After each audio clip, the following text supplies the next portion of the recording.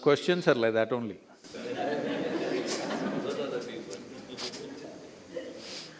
Do karmas exist and how do they affect our destiny? Let's understand this. Karma means action. So when you say karma, you're referring to action. There are four types of actions that you're performing right now as you sit here. Your body is doing something, physical action. Your mind is doing something, mental action. Your emotions are doing something, emotional action. Your energies are doing something, energy action. These four dimensions of activity are happening every moment of your life, both in wakefulness and sleep. It's happening. Since today morning, since the time you woke up, I will excuse you for the times when you were sleeping. From the time you woke up till this moment, how much of this, what percentage of these four actions are you conscious of? That's a question. How much percentage do you believe you're conscious of from morning to now, these four types of actions? Well below 1%, isn't it? So 99 plus of your karma, your action, is unconscious. Suppose unconsciously, I'm taking something and throwing like this all over, and this keeps coming and falling on my head. I think it's being dropped from heaven, because I'm unconscious that I'm throwing all these things. When 99% of your actions, or over 99% of your actions are unconscious, you always think something is being done to you, isn't it? Why forever people have been talking about being conscious is just this.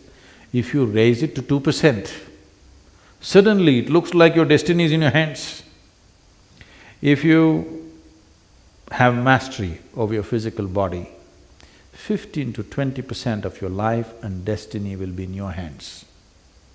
If you have mastery over your mind, 50 to 60% of your life and destiny is in your hands. If you have mastery over your life energies, 100% of life and destiny is in your hands. Now your intelligence or your mind structure finds expression in many ways. I know in English language, if you say mind, one word, it's supposed to cover everything. In the yogic way of looking at things, we look at human mind as 16 parts. Right now I won't go into the 16, we will make it into 4 segments. The 4 segments are called buddhi, ahankara, manas and chitta. Buddhi means the intellect. Intellect is a sharp knife. The sharper it is, the better it is. So the way of the intellect is, it has to dissect everything to know anything. This is the nature of the intellect. Because our modern education has become fully intellect-oriented, other dimensions of intelligence have been completely ignored by the so-called education today. Everything is by intellect. What this means is, if I really want to know you well, I have to dissect you. Yes, this is the only way intellect can know something. See, if you give this beautiful flower to a scientist, what he will do is he will rip it apart into many pieces and tell you many things about this flower. Only thing is, he will not experience the flower the way it is, for what it is.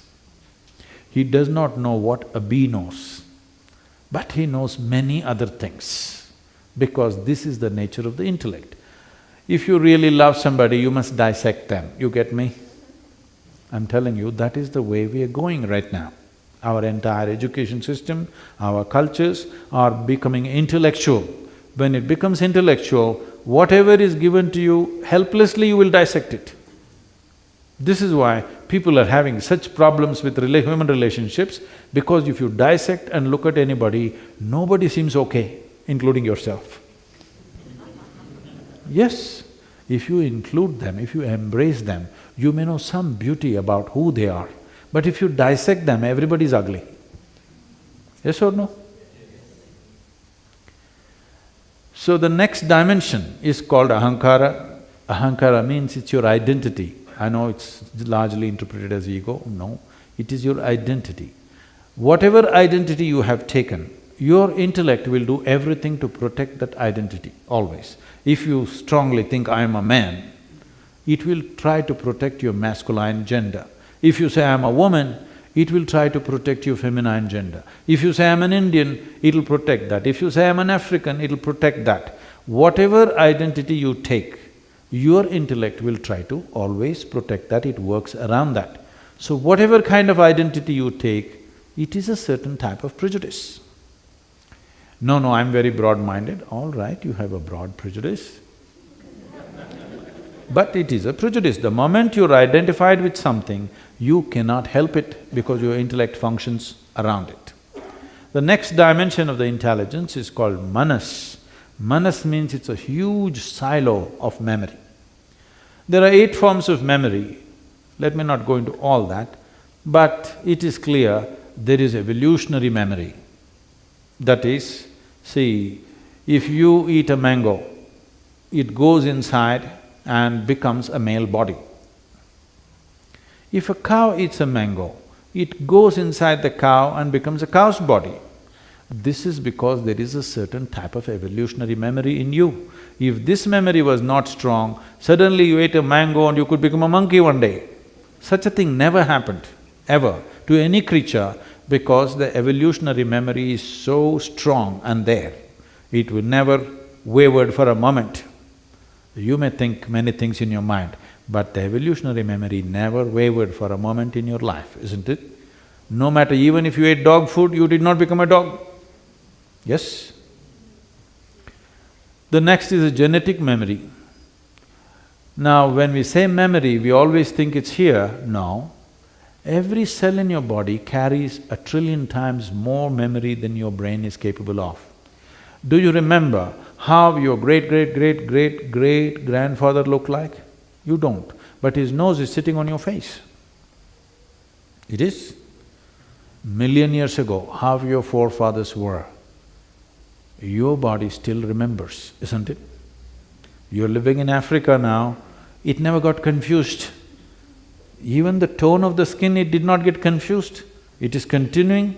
If you live here for million years more, it will still continue remembering how it was, isn't it? There is a genetic memory.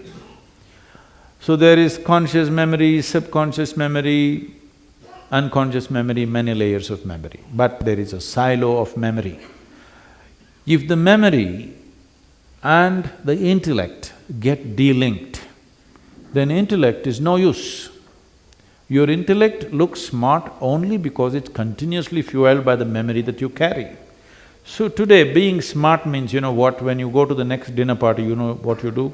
This is what everybody is doing these days. They'll open up the internet. You understand? They'll Google it out and see Galaxy Z65.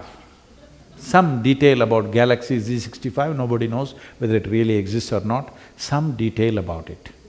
Like what is the distance, how many million light years is it?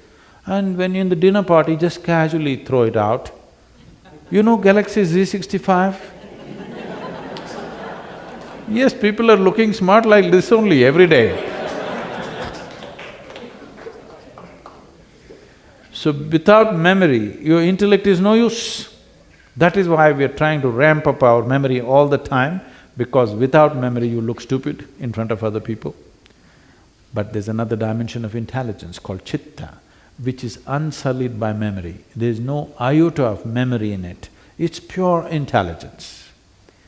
Now, what is memory means is, all your boundaries are set by your memory, please understand this. You say, this is my country, how? You have fixed your memory like this. You say, this is my body. This body has a structure and a framework only because of the memory it carries, isn't it? Yes or no? You understand what I'm saying?